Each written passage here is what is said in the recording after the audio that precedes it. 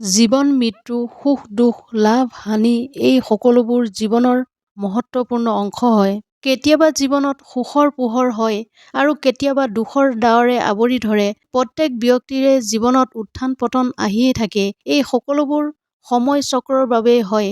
সময়তকৈ বলৱান একো নাই। কিন্তু আমি এইটো কেনেকৈ জানিম যে আমাৰ সময় চক্ৰ কেনেকুৱা হ'ব? সময়ে আমাৰ সুখৰ দুৱাৰ খুলিবনে সংকটৰ? এনে বহুত প্ৰশ্ন আপোনালোক সকলোৱে মনলৈ নিশ্চয় আহে। সেয়েহে আজিৰ ভিডিঅ'ত আপোনালোকৰ বাবে এনে কিছুমান সংকেতৰ বিষয়ে জনাম, যাতে আপোনালোকৰ জীৱনলৈ আহিবলগীয়া শুভ সংকেতৰ বিষয়ে গম পায়। যদি আপোনাৰ চকু ব্ৰহ্ম মুহূৰ্তত অৰ্থাৎ পুৱা 4:30 বজাৰ পৰা 5:30ৰ ভিতৰত খোলে আৰু ভগৱানৰ স্মৰণ হয়, লগতে আপোনাৰ এনে লাগে যেন আপোনাক কোনো দিশৰ ফালে টানিছে, তেন্তে বুজিব যে আপোনাৰ সফলতাৰ নতুন দুৱাৰ খুলিব লৈছে। কেতিয়াবা আপুনি অনুভৱ কৰিবচোন, আপোনাৰ মনটো কিবা কাৰণত আনন্দিত হৈ থাকে। আপোনাৰ মনটো মুকলি যেন লাগে। খং আপোনাৰ পৰা আঁতৰি যায়। এই সংকেতে এইটোৱে জনায় যে আপোনাৰ জীৱনত সুখে টুকুৰিয়াবলৈ ধৰিছে। এনে সময়ত আপুনি নভবা কোনো দিশৰ পৰা সুখ আহিব পাৰে।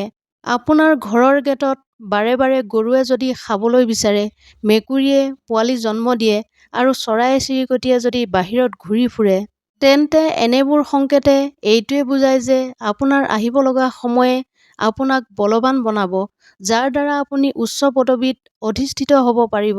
সৰু ল'ৰা-ছোৱালীৰ গাত ভগৱানে বাস কৰে বুলি আমি সকলোৱে মানো।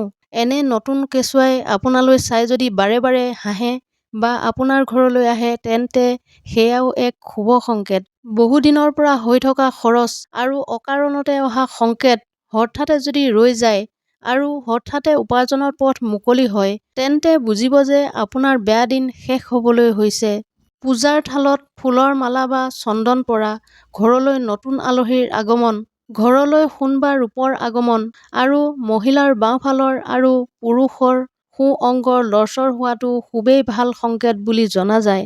ৰাতিপুৱাই আপুনি যদি কোনো ভাল কামৰ বাবে যাওঁতে গাখীৰ খোৱা পোৱালিৰ সৈতে যদি গৰু দৰ্শন হয় বা কোনো সাধু বা পূজাৰীৰ দৰ্শন হয়, তেন্তে বুজিব যে আপোনাৰ কামটোত আপুনি সফল হ'ব।